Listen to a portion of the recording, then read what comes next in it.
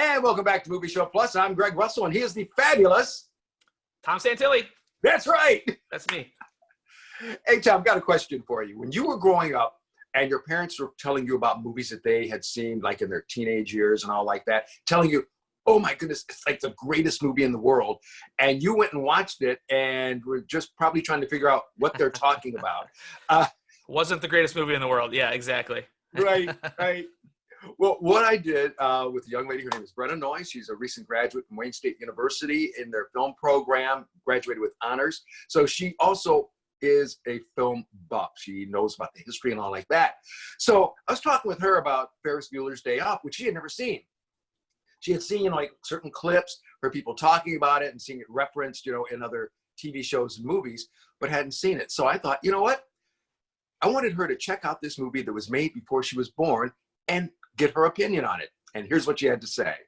Hi everyone, I'm Brenna Noyes, and I just watched Ferris Bueller's Day Off for the first time today. The other day my friend mentioned that Ferris Bueller's Day Off was her favorite movie, and my immediate response was, oh my gosh, yeah, that's a great movie. And then she started talking about specific scenes and I realized I've never actually seen that movie. I just felt like I have, because so many of the films and TV shows that I grew up with have referenced iconic scenes or techniques from that film. So today I sat down, watched the full movie for the first time, and I'm gonna let you guys know what I think and why I think it's still so popular today. So I'm going back to the classics with Ferris Bueller's Day Off. He doesn't have a fever, but he says his stomach hurts and he's seeing spots. What's the matter, Ferris? Papa? Ferris Bueller's Day Off is a 1986 teen comedy directed by John Hughes.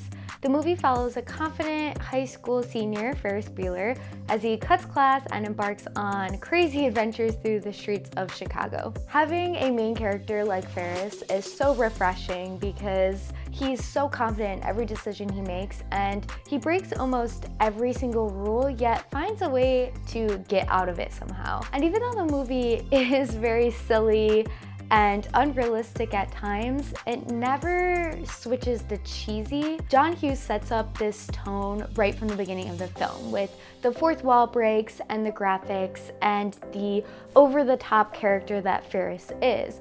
And so even though you do have those crazy unrealistic scenes like him at the end running through the neighborhood, jumping over the fence, it feels earned because the whole movie is set up like that. Before I watched the movie, I was wondering, why is it so popular even today?